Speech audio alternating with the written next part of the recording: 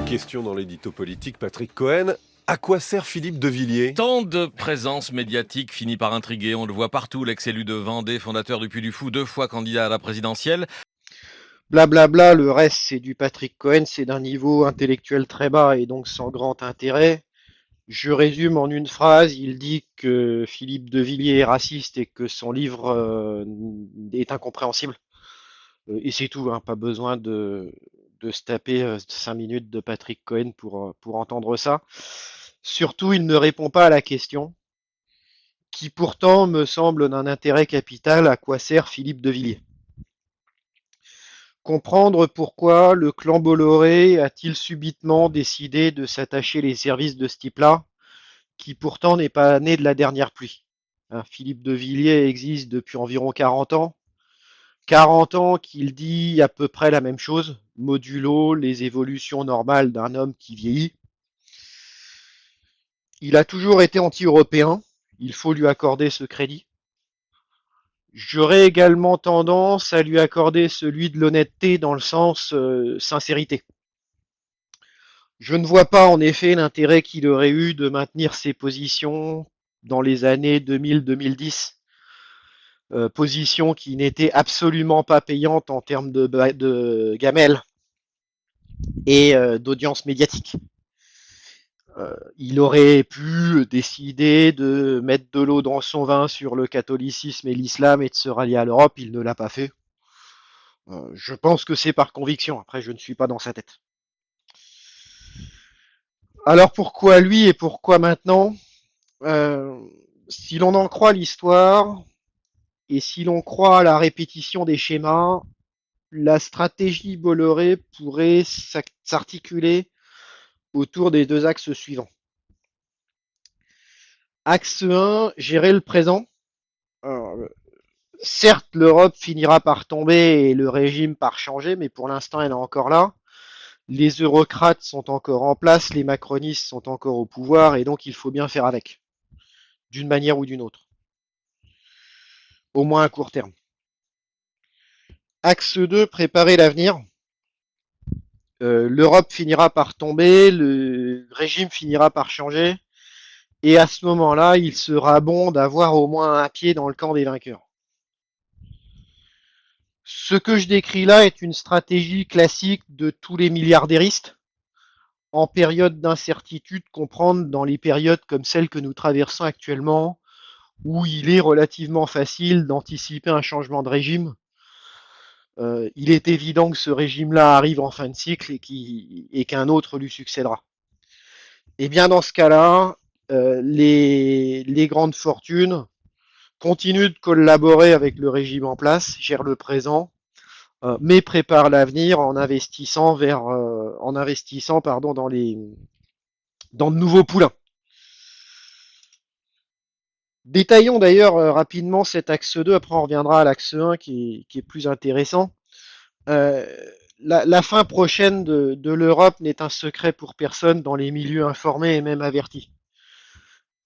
Tout financier compétent sait que l'euro est un montage bancal, un système divergent qui finira par exploser à terme. Si vous voulez creuser le sujet, je vous renvoie vers les conférences d'un certain Vincent Brousseau, qui explique en détail pourquoi. Euh, Aucun financier compétent ne croit à la viabilité de ce truc sur le long terme. Les hommes de Vincent Bolloré savent lire comme tout le monde, hein, les employés de son family office ont très bien compris que l'euro ne serait pas éternel. Même si personne ne dit que son explosion est pour demain matin, hein, il est possible que les européistes, avec des rustines, arrivent à prolonger encore et encore son existence. Mais ça ne changera pas la fin. La chute finale est inéluctable. Les hommes de Vincent Bolloré le savent comme tout le monde et agissent en conséquence. Hein, ne les prenez pas pour des crétins ni pour des myopes. Ne leur attribuez pas non plus un pouvoir démesuré. Un family office, c'est-à-dire l'organisation qui défend les intérêts personnels d'un milliardaire, c'est entre 3 et une dizaine de personnes maximum, des analystes compétents et bien payés. Certes, mais ils n'ont pas les moyens d'un État, très loin de là.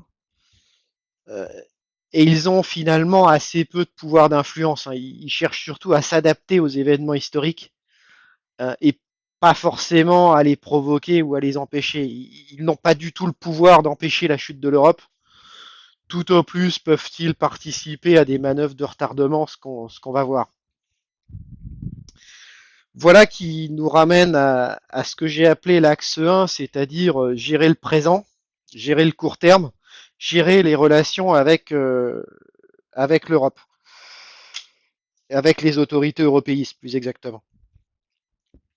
À ces gens-là, il faut bien leur vendre Philippe de Villiers d'une manière ou d'une autre.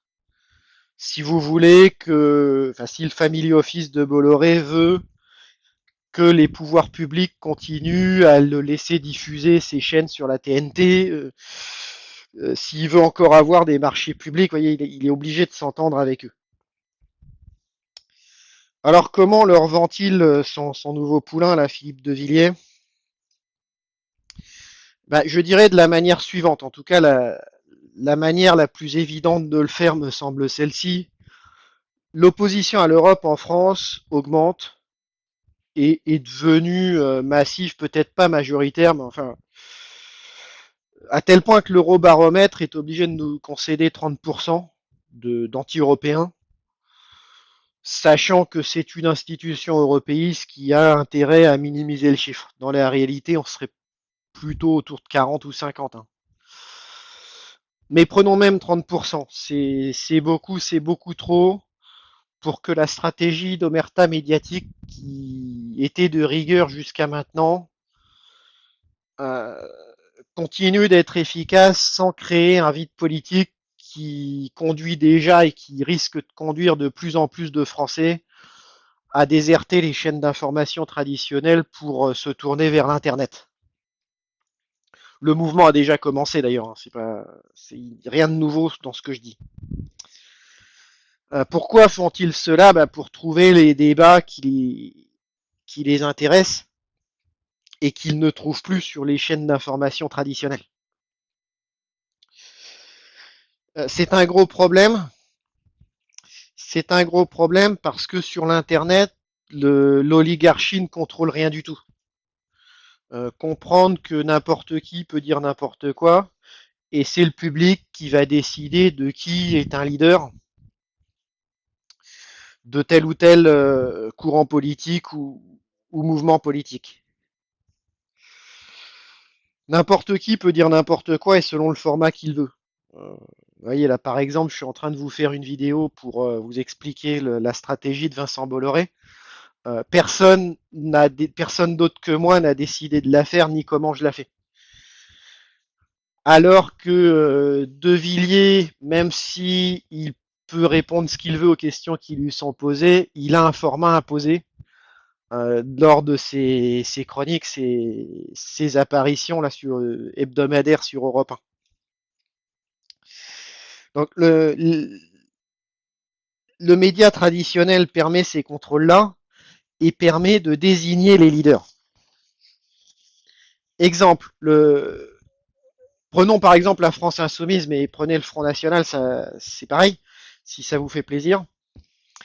France insoumise, les milliardaires et les journalistes n'ont pas décidé qu'il y aurait un électorat d'extrême gauche.